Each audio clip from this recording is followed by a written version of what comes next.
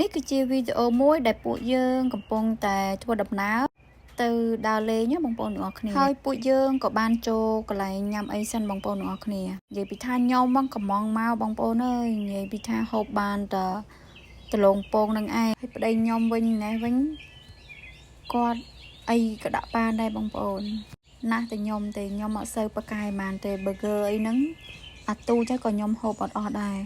អានេះគឺខ្ញុំហូបដែរប៉ុន្តែវាហឹលខ្លាំងខ្ញុំក៏ឈប់ញ៉ាំនេះគឺបោះប្តីខ្ញុំបងប្អូនទាំងអស់គ្នាទូចទេ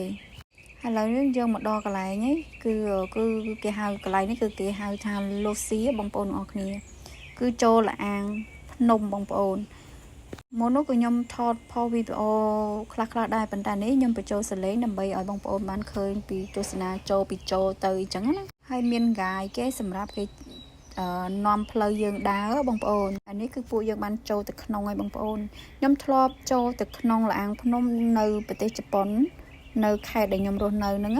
គឺធំមកបងប្អូនហើយនេះគឺខ្ញុំចូលលើកទី2គឺនៅរោងភ្នំនៅសហរដ្ឋអាមេរិកហើយនេះគឺភ្ញៀវដែលគេចូលមកអញ្ចឹងណាមកក្រុមអញ្ចឹងទៅគេមានកាយ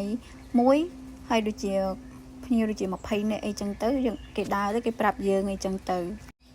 ឥឡូវនេះគឺដល់កន្លែងនេះបងប្អូនអរគ្នាទឹកខ្ញុំទឹកខាងក្នុងគឺត្រជាក់ដូចជា58អង្សាបងប្អូនហើយខ្ញុំវិញមុនដំបូងខ្ញុំពាក់អាវការ៉ូហ្នឹងទេដល់ទៅពេលខ្ញុំចូលទៅក្នុងគេថាត្រជាក់ខ្ញុំក៏ទិញអាវមួយដូរបដោយទៅពួកគេអត់សូវត្រជាក់ឯងប៉ុន្តែខ្ញុំគឺត្រជាក់ខ្ញុំនេះវិញអាវដៃខ្លីខោជើងខ្លីគ្មានបញ្ហាដល់ពេលឥឡូវយើងដើរទៅទៀតឯងបងប្អូនរៀងល្ងឹតហើយខ្ញុំអត់សូវបានថតអីវិញឆ្ងាយច្រើនទេបងប្អូននេះដល់កន្លែងរោងមួយដែលគេនេះទឹកបងប្អូនដាក់ទឹកហើយនិយាយថាជ្រៅណាស់បងប្អូនហើយគេចិញ្ចឹមត្រីពេលអញ្ចឹងកាយគេមានទូកបងប្អូនហើយគេសួរថាអ្នកណាដូចថាមកជិះក្រុមអីអញ្ចឹងដូចថា4នាក់ឬក៏3នាក់2នាក់អីអញ្ចឹងទៅឲ្យជិះទូកនេះជួយទូកនោះអីអញ្ចឹងទៅហ្នឹងហើយនេះគឺខាងក្នុងឡើងដូចថាឡើងជ្រៅហ្មងទឹកបងប្អូនហើយនៅក្នុងហ្នឹងគេមានមនុស្សស្រី2នាក់ដែលគេរងចាំកន្លែងទូកហ្នឹងអញ្ចឹងហើយយាយគេនាំមកកន្លែងនេះបងប្អូនទាំងអស់គ្នាហើយគេឲ្យពួកយើងជិះទូកទៅមើលកន្លែងខាងក្នុងទៀតអញ្ចឹងហើយម្នាក់ស្រីដែលឈរហ្នឹងគឺគាត់អ្នកកាយខ្ញុំគាត់អ្នកប្រាប់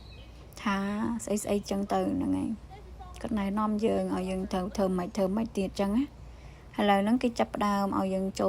លទៅក្នុងហើយចូលទៅជិះទូកបងប្អូនទាំងអស់គ្នាគេនឹងប្រាប់យើងបន្ថែមទៀតកាយគេនឹងនិយាយប្រាប់ពីចេះបន្ថែមទៀតចឹងណា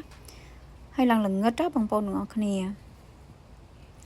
ឥឡូវហ្នឹងនេះពួកយើងនឹងជិះទូកទៅដល់កន្លែងចុងពោតបងប្អូនទាំងអស់គ្នាហើយ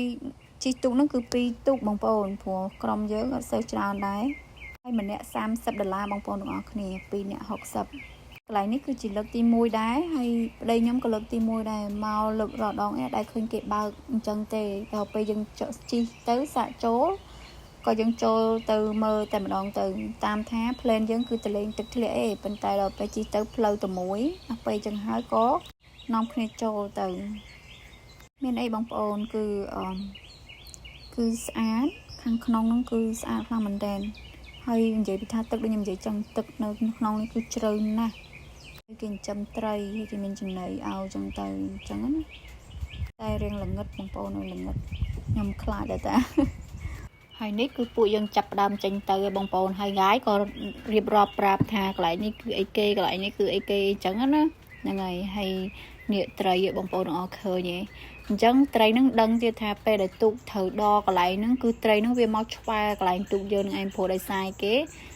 គឺតាមធម្មតាគឺគេបោះចំណីឲ្យស៊ីចាដល់ទៅពេលអញ្ចឹងគឺវាមករកកន្លែងទូកហ្នឹងឯងគឺឥឡូវពួកយើងបានចេញឲ្យបងប្អូនទាំងអស់គ្នាចាចេញត្រឡប់មកវិញហើយគឺនិយាយរំទៅគឺយើងដើរទៅមើលនៅក្នុងហ្នឹងគឺរយៈពេល1ម៉ោង22នាទីបងប្អូនទាំងអស់គ្នាតាមធម្មតាគេថាតែ1ម៉ោងឯងតែខ្ញុំមើលម៉ោងទៅ1ម៉ោង22នាទី